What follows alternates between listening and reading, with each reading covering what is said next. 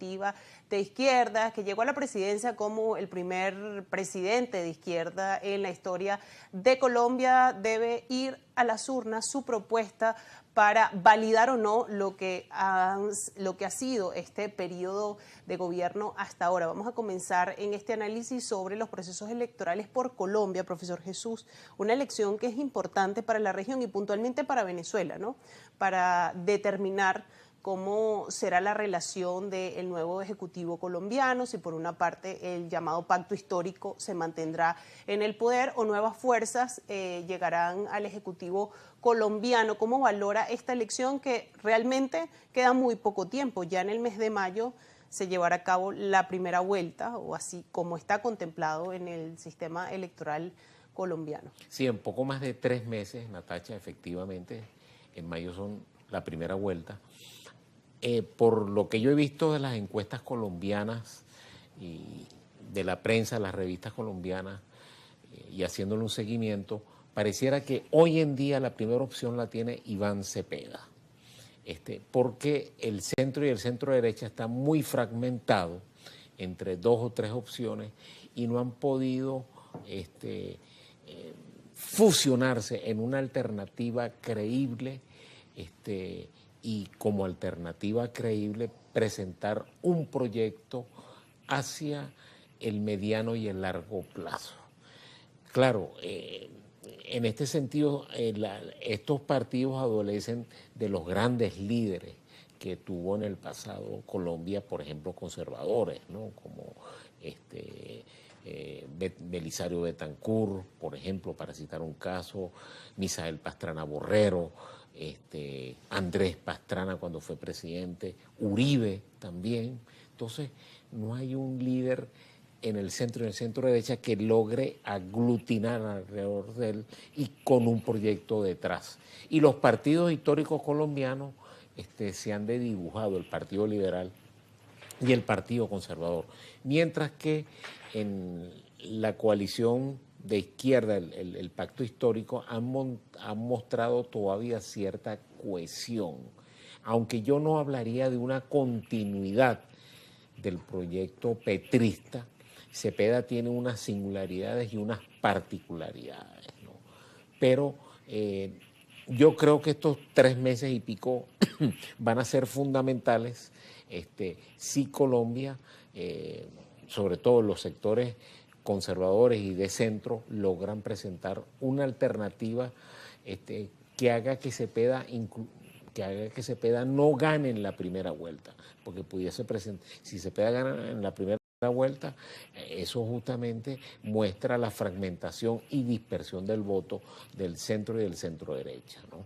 Y la fortaleza, porque el gobierno de Petro no ha tenido exitosas políticas económicas, una política exterior errática, ha tenido como 4 o 5 ministros de Relaciones Exteriores, en el caso de Venezuela ha tenido 2 o 3 embajadores.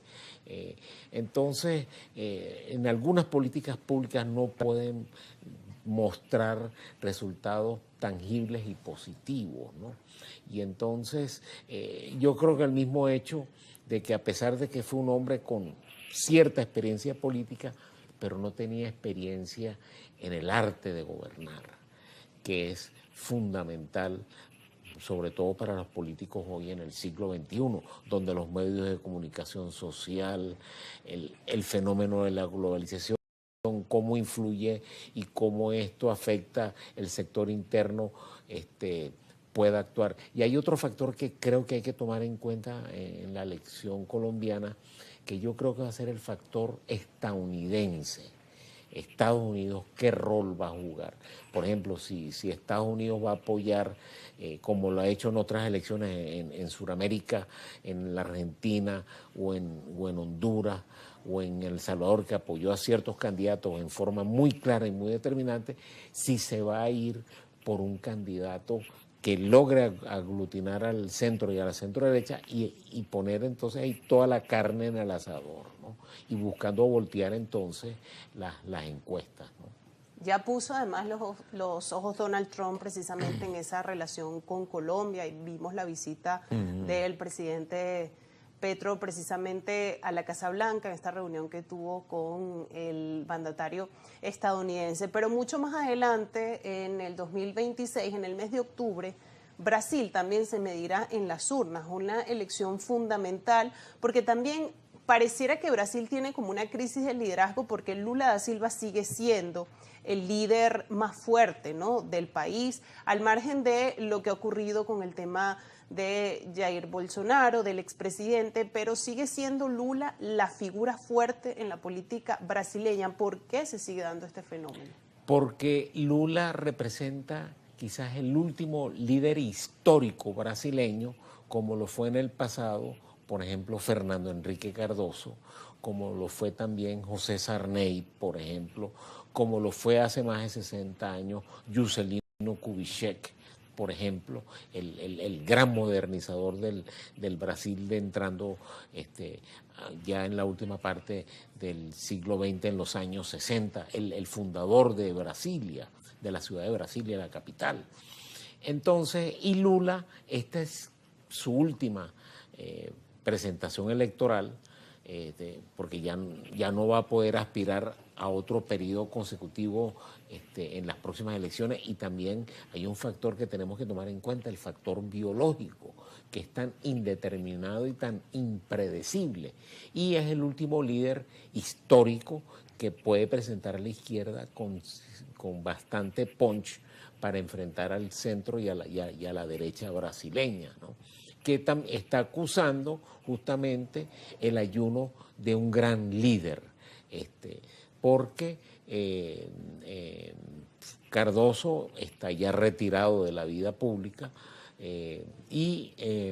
por ejemplo, Jair Bolsonaro, él escogió a su hijo Flavio Bolsonaro como candidato y aparentemente está logrando aglutinar muy al pronóstico que yo hice en un artículo en el Diario Universal hace aproximadamente una semana y media, de que Flavio Bolsonaro iba a tener que mostrar grandes dosis de liderazgo, habilidad política, creatividad política para tratar de aglutinar al centro y al centro derecha, y aparentemente lo está logrando, pero tendrá el tiempo suficiente para justamente tener este objetivo, porque ayer estuve viendo unas encuestas brasileñas, el jueves o viernes estuve viendo unas encuestas en 7 escenarios, y en los 7 escenarios Lula gana las elecciones. El más estrecho justamente es con Flavio Bolsonaro, una diferencia hoy en día de 53% a 48%, pero fíjate que el margen es muy corto y las elecciones en Brasil todavía falta tiempo y hay muchos factores imponderables que pueden influir en el resultado. El factor económico, el ritmo del crecimiento de la inflación, qué papel va a jugar el gasto público como motor en la economía brasileña.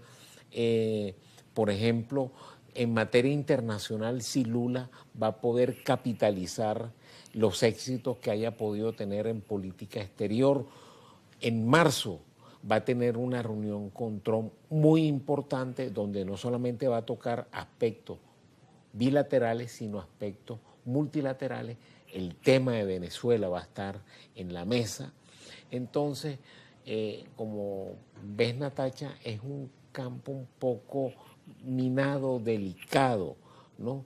Entonces, Lula, claro, tiene una gran experiencia política, como yo te digo, el último gran líder histórico que queda en Brasil, y a la izquierda le entra un gran desafío, que es la sustitución y la rotación hacia la proyección de un líder hacia los próximos 20, 30 años. ¿Dónde está? Puede ser Fernando Haddad, no lo sé. Por ejemplo, en la candidatura de Lula hay un debate si el vicepresidente se queda en lo que los brasileños llaman la chapa de presidente y vicepresidente Geraldo Alckmin, o busca un puesto en la Cámara del Senado, que es una cámara muy importante, donde hoy Lula no tiene mayoría. Entonces, hay un debate ahorita en ese sentido al interior de la política brasileña, ¿no? Profesor Jesús, ya se nos acaba el tiempo en esta conversación, en este análisis, pero le pediría yo una reflexión final para, de alguna manera, vislumbrar lo que va a ser este 2026 para América Latina. Por lo que se ha visto a principios de este año, la geopolítica va a marcar las relaciones internacionales y indudablemente va a influir mucho las elecciones de medio término en los Estados Unidos. Si Trump logra mantener no solamente el control en la Cámara de Representantes, sino en la Cámara del Senado, obtener una cantidad importante de gobernadores, que hoy no se ve muy claro porque hoy las encuestas muestran que los demócratas pudiesen recuperar la Cámara de Representantes. Entonces, no es que la gobernabilidad se va a afectar, pero sí el ritmo de los objetivos políticos que quiera llevar Donald Trump en sus 2 años finales de gobierno y sobre todo de quién se va a perfilar como el líder sustituto. Entonces, yo creo que la política latinoamericana va a estar muy influida. Yo creo que eso va a ser fundamental por el peso y el rol de los Estados Unidos, que como tú muy bien dijiste, el corolario de la doctrina Monroe hoy juega un factor muy importante. Entonces es la geopolitización de las relaciones interamericanas.